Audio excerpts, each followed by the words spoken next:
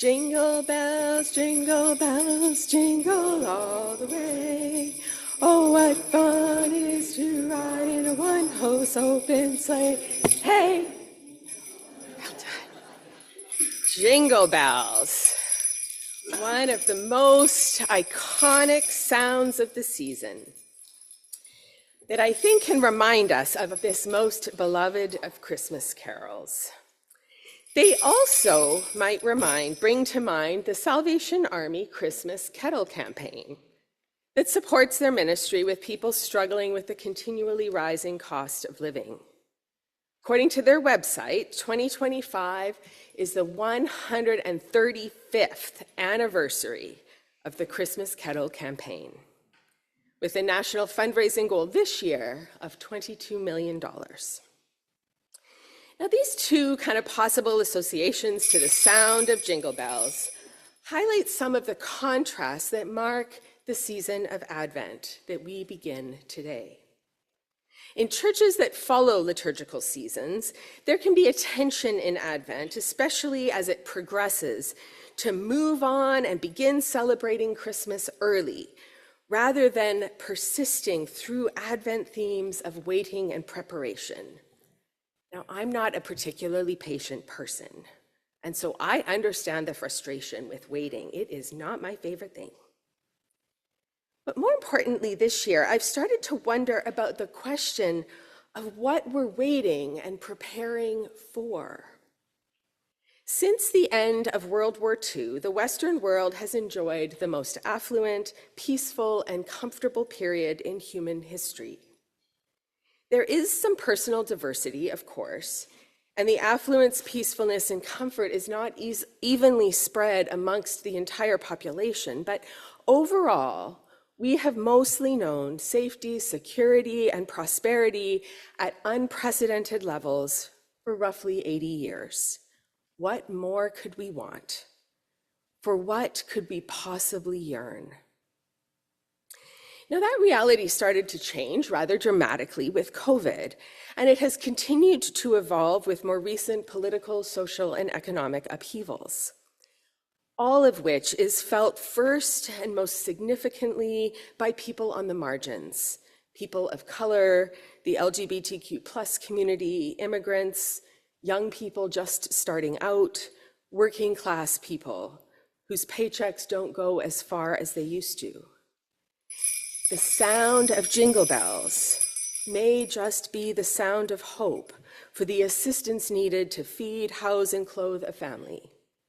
And the sound of jingle bells may also be the happy sound of Christmas, Christmas nostalgia, where we yearn not for things to change, but for life to continue with the same comfort, peace, and prosperity that we have known for so long.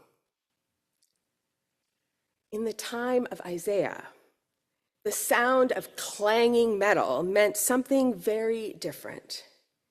It didn't come from Christmas jingle bells, but from the hope of swords being beaten into plowshares, the metal of spears being changed into pruning hooks. Such metal clanging would mean an end to the insecurity, war, and death that was all too present in their lives. It would mean the beginning of peace and a return to simply working the land, to grow food and live regular life. In Isaiah's time, the people of Judah and Jerusalem lived in fear of the approaching, conquering Assyrian Empire. They swept down from the north, taking control of Israel in 722 BCE, and continued south towards Egypt, taking city after city and marching through the fields of crops between them.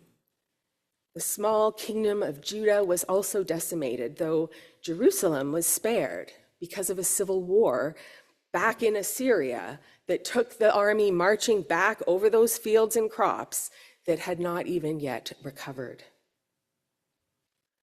This vision of Advent hope, a hope for peace, makes a lot of sense for people suffering through war in Ukraine, in Gaza and the West Bank, in Sudan and Myanmar and other places with violent conflict these days.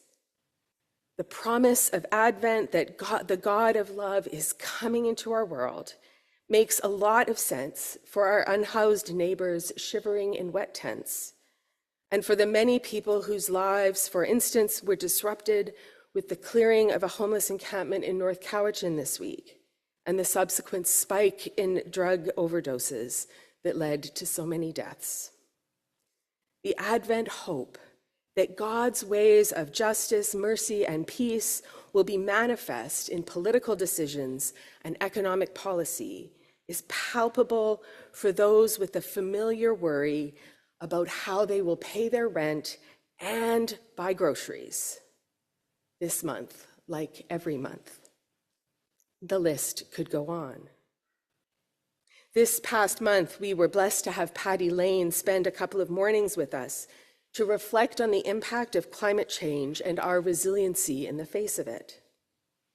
She noted last week how in the first session, several people were having trouble identifying ways that they had been personally impacted by climate change. And it's not really hard to realize why, because we live in paradise here in Cadboro Bay. Patty then reminded us of the 619 British Columbian seniors who died in the 2021 heat dome, and the over 1,000 Sumas Prairie farms flooded later that year, the accompanying losses of cattle and livelihoods. Not to mention all those in BC who have been evacuated and lost homes, businesses, or community connection from forest fires in recent years. We may not be personally impacted by climate-related events, at least not yet.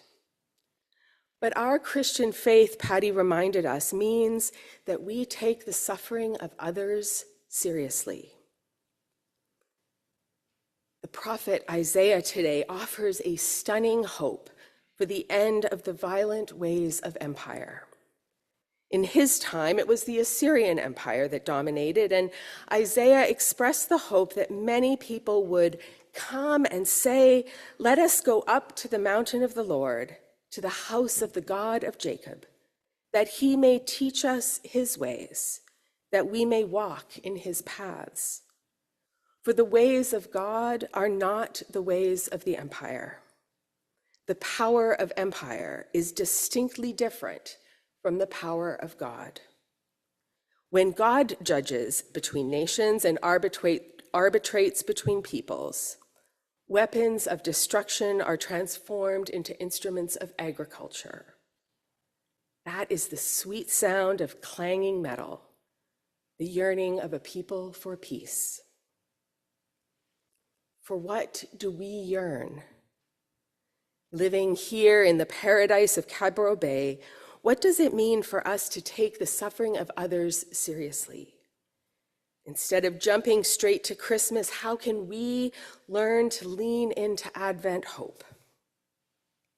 As David mentioned, at 3:30 this coming Wednesday afternoon, we'll begin to explore those questions with a journey through the story of empire and consider its ways in contrast to God's ways. And more, we'll identify and embrace the power and privilege that is ours, and discuss ways to steward what we have for the common good of the world. Taking the suffering of others seriously, we explore ways to practice our compassionate and hopeful faith, that we may walk through the darkness of Advent into the light of the Lord.